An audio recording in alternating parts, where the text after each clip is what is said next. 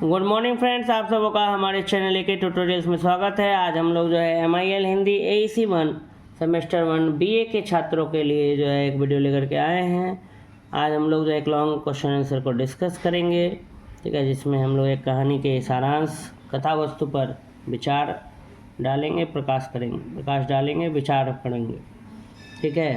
तो अगर आप हमारे चैनल पर नए हैं तो प्लीज़ चैनल को सब्सक्राइब कर लें और बेल आइकन को जब दबा लें, जिससे कि जो है आने वाले समय में आपका सभी वीडियोस समय उसका नोटिफिकेशन आपको मिल सके। BA सेमेस्टर 1, ठीक है, सभी यूनिवर्सिटी, जितने भी यूनिवर्सिटी हैं, Purnia university, LNMU university, Pataliputra university, Patna university, Purnia university, JP university, TMBU Tilka Manjhi Bhagalpur university, तो इन सभी यूनिवर्सिटीज़ में जो BA bachelor in art semester 1 के छात्र हैं उनके लिए ये वीडियो बेनिफिशियल है। आइए हम लोग स्टडी करते हैं। बाबर की ममता एकांकी की कथा वस्तु पर प्रकाश डालिए। बाबर की ममता एकांकी की कथा वस्तु पर प्रकाश डालिए। बाबर की ममता शीर्षक एकांकी की मार्मिक भावों का चित्रण करें। तो देवेंद्र नाथ शर्मा द्वारा रचित बाबर की ममता एकांकी की कथा इतिहास पर आधारित। देवेंद्र नाथ शर्मा द्वारा रचित बाबर की ममता एकांकी जो है उसकी कथा इतिहास पर आधारित है और इसमें भारत में मुग़ल साम्राज्य के संस्थापक बाबर के पुत्र प्रेम को प्रस्तुत किया गया है। देवेंद्र नाथ शर्मा द्वारा रचित बाबर की ममता एकांकी की कथा इतिहास पर आधारित है और इसमें भारत में मुग़ल साम्राज्य के संस्थापक बाबर के पुत्र प्रेम को प्रस्तुत किया गया है। आगरे के चारबाग स्थित राजभवन में बाबर का पुत्र हुमायूं लंबे अरसे से बीमार है। बाबर बीमारी की खबर पाकर पुत्र को देखने आता है। उसकी बेगम अपने पति का पैर पकड़कर आर्त स्वर में पुत्र की प्राण रक्षा के लिए प्रार्थना करती है। यदि माहम के लिए हुमायूं इकलौता पुत्र है तो बाबर के लिए भी यह हृदय का टुकड़ा है। अन्य पत्नियों से उसके कई पुत्र हैं, लेकिन हुमायूं जैसा कोई नहीं। बाबर मानता है कि बादशाहत जरूरी है, लेकिन पुत्र का प्रेम उससे भी ज़्यादा बड़ा है। बाबर हकीम को बुलाकर बातें करता है। हकीम स्वतः परेशान है, खुद परेशान, और उसकी दवा काम नहीं कर रही है। एक से एक जटिल बीमारियों का निदान करने वाली उसकी दवाएं कारगर नहीं हो रही। बाबर बतलाता है कि वह फरगना से खानाबदोश के रूप में चला था और अपने बाहुबल से एक राज्य का मालिक, लेकिन वह पुत्र की प्राण रक्षा के लिए आज सब कुछ लुटाकर भी कंगाल बनने के लिए तैयार। इसी समय बाबर के एक सेनापति अबुल बका आते हैं। वे बुद्ध और धर्मात्मा व्यक्ति हैं, वृद्ध और धर्मात्मा व्यक्ति हैं। वे बताते हैं कि खुदा ही वह सत्ता है जो दवाओं को ताकत देता है। अतः यदि कोई मूल्यवान चीज़ खुदा को भेंट कर दी जाए तो हुमायूं अच्छा हो जाएगा। बाबर को बात जच जाती है। वह अपनी जान अर्पित करने का निश्चय करता है। हकीम और अबुल बका दोनों उसे कोई मूल्यवान पदार्थ अर्पित करने को कहते हैं, लेकिन बाबर अडिग भाव से अपने पुत्र की परिक्रमा करके खुदा का ध्यान करता है और अपनी जान अर्पित करता है।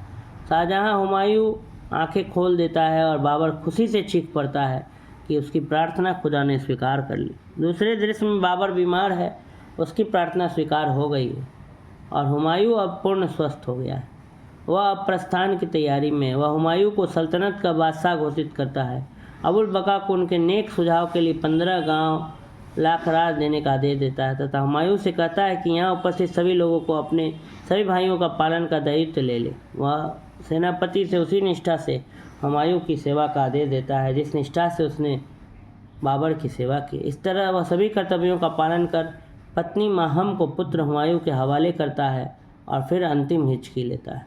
इस तरह एक दृश्य में संकल्प और दूसरे दृश्य में परिणाम को प्रस्तुत कर शर्मा जी ने इस एकांकी की कथा को सफलतापूर्वक बांधा है। कथा वस्तु संगठित है और प्रयत्न को सीधे परिणाम तक पहुंचाने की चेष्टा की गई। पहले दृश्य में जिस दैवी चमत्कार की बात की गई है उसका परिणाम दूसरे दृश्य में। बाबर की प्रार्थना वास्तव में स्वीकार हुई है और हुमायूं स्वस्थ हो गया था और उसके स्थान पर बाबर जो है अब रुग्ण होकर बीमार होकर मर गया था और यह बात बाबर से संबंधित सामग्रियों में भी उल्लेखित है। बाबर की ममता जो शीर्षक एकांकी है, उसमें बाबर के क्रियाकलापों पर केंद्रित है। स्वाभाविक है कि एकांकीकार ने बाबर के चरित्र को ही उभारने का प्रयास किया है। बाबर एक योद्धा और आक्रांता थे। उसने छोटे से स्थान फरगना से आगे निकलकर भारत जैसे बलवान किंतु बिखरे हुए देश को पराजित कर साम्राज्य स्थापना करने में सफलता प्राप्त की। यहाँ के राजपूत जो उस समय शासक और देश के रक्षक थे, अपने अहंकार और आपसी फूट के कारण अंततः पराजित हुए और देश के गुलाम हो गए। शर्मा जी ने, देवेंद्रनाथ शर्मा जी के द्वारा लिखा हुआ है, बाबर की ममता कहानी का नाम है। बाबर के चरित्र पर इस पक्ष को चित्रित नहीं उल्लेखित किया गया है। इसी तरह बाबर के चरित्र का एक दूसरा पक्ष है कि वह कवि भी थे। बाबरनामा नाम से उसकी जीवनी भी मिलती है। उसके इस पक्ष को भी इस स्वच्छ रूप में एक उल्लेख हुआ है। हकीम के कथन से इन दोनों तथ्यों की पुष्टि होती है। वह कहते हैं कि एक और जिस हाथ में तलवार आने पर लड़ाई के लिए मैदान में दुश्मनों पर बिजलियाँ गिरती है, वही हाथ कलम पकड़ता है तो उसमें शायरी की वे फुलझड़ियाँ झड़ती हैं जिनसे दिल का कोना कोना जगमगा उठता है। मुझे यकीन है कि आलम पनाह की तलवार और कलम दोनों की बेमिसाल खूबी जब तक यह दुनिया कायम है तब तक कायम रहेगी। लेकिन बाबर की निगाह में उसका योद्धा रूप ही सर्वोपरि। वह अपने पूरे जीवन की गाथा को सूत्रबद्ध करता हुआ कहता है कि हमारी ज़िंदगी की पूरी कहानी हार और जीत इन्हीं दो लफ्ज़ों में कही जा सकती है, लेकिन न तो हमें कभी हार से मायूसी हुई, न जीत से गुरूर। इस युद्ध प्रियता के मूल में दौलत का लालच नहीं, यश की आकांक्षा है। उसे सर पर हथेली लेकर मौत से जूझने में मज़ा आता है।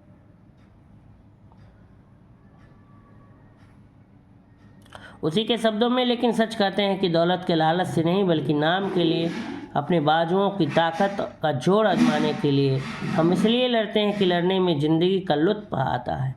सर की हथेली पर लेकर मौत से खेलने में क्या मज़ा है हम जानते हैं। लेकिन हज़ारों लोगों को मौत के घाट उतारने वाला, लाखों घरों को उजाड़ने और लूटने वाला बाबर आज अपने बेटे की मौत देखकर चिंतित है। वह अपनी सल्तनत लुटा देने के लिए तैयार है। इतना ही नहीं, वह दार्शनिक भी उठता है। वह हकीम को कहता है कि किसी इंसान को वह चीज़ लेने का क्या हक है जिसे वह नहीं दे सकता। काश यह बात उसे उन इंसानों को देखकर समझ में आती जिन्हें उन्हें महज अपनी उन्मदा वीरता की तुष्टि और सल्तनत की ख्वाहिश से मारा था। हम उसे अशोक की भांति बड़ा इंसान समझते। अपने लोगों पर संकट मंडराता देख तो हर आदमी दयालु और ईश्वर भक्त और मानवतावादी हो जाता है। बाबर की उदारता का आधार उसका पुत्र प्रेम है, इंसान प्रेम नहीं है। अपने पुत्र के लिए बस उसका प्रेम दिखाई देता है। दूसरे इंसानों को तो रक्त बहा दिया था उन्होंने, मौत तो लाखों लोगों को उन्होंने मौत के घाट उतार दिया था। अपने को समर्थ और विजेता समझने वाला बाबर आज पुत्र प्रेम के आगे लाचार बना हुआ है।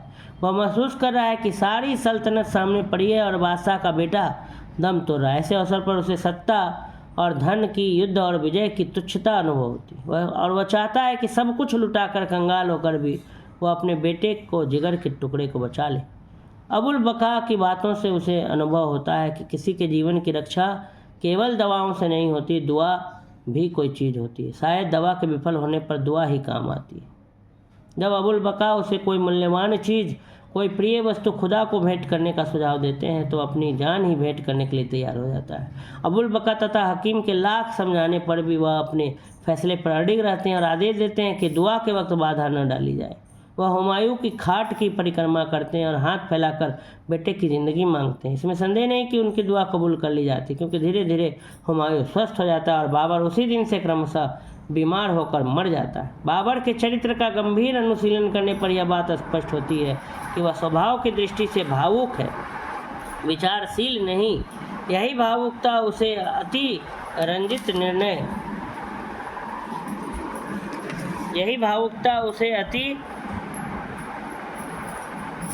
निर्णय कराती है। उसका कवि रूप भी भावुकता से प्रेरित है और उसका योद्धा रूप भी। जब वह कहते हैं कि हमने जो दौलत लूटी वह सब में बांट दिया जिससे लोग हमें कलंदर कहने लगे, तो यह खुले हाथ दौलत लुटाना भी भावुकता का ही परिणाम है। यही भावुकता उसे बेटे के प्रति ममत्वशील बनाती है। और जो काम किसी मूल्यवान पत्थर से हो सकता है उसके लिए वो अपनी जान अर्पित कर देता है। नाटककार ने उसके चरित्र की इस दुर्बलता को उसकी चारित्रिक विशेषता के रूप में प्रस्तुत किया। यह भावुकता फल्गु नदी की धारा की भांति उसके समस्त क्रियाकलापों में अंतर्व्याप्त है। इतिहास से यह प्रमाणित है कि बाबर ने अपनी जिंदगी देकर बेटे की जिंदगी प्राप्त की थी। यह घटना सच तो है कि बाबर ने उत्कंठ प्रेम, पुत्र प्रेम का भी परिचायक। जिस तरह दशरथ ने पुत्र वियोग में प्राण दे दिए थे, उसी तरह बाबर ने पुत्र की रक्षा के लिए प्राण दे दिए थे। परंतु यह दशरथ और बाबर की कोई तुलना नहीं की जा सकती। बाबर जो था वो आक्रांतकारी थे, वो आक्रमण करते थे भारत पर। देवेंद्र नाथ शर्मा द्वारा रचित बाबर की ममता एकांकी की कथा इतिहास पर आधारित है। इसमें भारत में मुगल साम्राज्य के संस्थापक बाबर के पुत्र प्रेम को क्या किया गया है, प्रस्तुत किया गया है। आगरे के चारबाग स्थित राजभवन में बाबर का पुत्र हुमायूं जो है वो बहुत लंबे समय से बीमार है और बाबर बीमारी की खबर पाकर पुत्र को क्या करने आता है, देखने आता है। उनकी बेगम जो है अपने पति का पैर पकड़कर कहती है कि पुत्र की प्राण की रक्षा कर लीजिए। तो माहम के लिए तो हुमायूं इकलौता पुत्र है, लेकिन बाबर के लिए भी वह हृदय का टुकड़ा है। ऐसे उनके अन्य पत्नियां ये भी उनके बहुत पुत्र हैं, लेकिन हुमायूं जैसा कोई नहीं। तो बाबर मानते हैं कि बादशाह जरूरी है, लेकिन पुत्र का प्रेम उससे भी ज़्यादा जरूरी। तो बाबर जो है हकीम को, वैद्य को बुलाकर बातें करते हैं और हकीम जो है वो खुद भी परेशान है कि उनको उसका दवा जिससे बहुत सारी बीमारियाँ ठीक हो गई, ये बीमारी हुमायूं जो है वो ठीक नहीं हो रहा है। एक से एक जटिल बीमारियों का निदान करने वाली उसकी दवाएं कारगर नहीं हो रही हैं। बाबर बतलाता है कि वह फरगना से खानाबदोश के रूप में चला था और अपने बाहुबल से, अपने हिम्मत से एक राज्य का मालिक, लेकिन वह पुत्र को प्राण की रक्षा के लिए आज सब कुछ लुटा करके भी कंगाल जैसा है। इसी समय बाबर के एक सेनापति अबुल बका आते हैं। वे बूढ़े और धर्मात्मा व्यक्ति। वे कहते हैं कि जो है दवा से ज़्यादा दुआ काम करेगी। खुदा ही है जो दवाओं को भी ताकत देते हैं, तो यदि वह मूल्यवान चीज़ खुदा को भेंट कर दी जाए तो हुमायूं अच्छा हो जाएगा। तो बाबर को बात जच जाती है। वह अपनी जान अर्पित करने का निश्चय करता है। हकीम और अबुल बका दोनों उसे कोई मूल्यवान पदार्थ अर्पित करने को कहते हैं, लेकिन बाबर अडिग भाव से अपने पुत्र की परिक्रमा करते हुए खुदा का ध्यान करता है और अपनी जान अर्पित करता है। शाहजहां हुमायूं आंखें खोल देता है और बाबर खुशी से चीख पड़ता है कि उसकी प्रार्थना खुदा ने स्वीकार कर ली। दूसरे दृश्य में बाबर बीमार है और उसकी प्रार्थना स्वीकार हो गई और हुमायूं अब पूर्ण स्वस्थ हो गया और वह प्रस्थान की तैयारी में।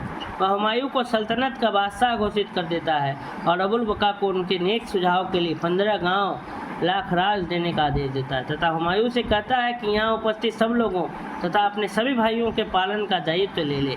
वह सेनापति से भी उसी निष्ठा से हुमायूं की सेवा का आदेश देता है जिस निष्ठा से उसने बाबर की सेवा की। इस तरह वह सभी कर्तव्यों का पालन कर अपनी पत्नी माहम को पुत्र हुमायूं के हवाले करता है और फिर अंतिम ही छीन लेता है। इस तरह एक दृश्य में संकल्प और दूसरे दृश्य में जो है परिणाम को प्रस्तुत कर शर्मा जी ने इस एकांकी की कथा को सफलतापूर्वक बांधा है।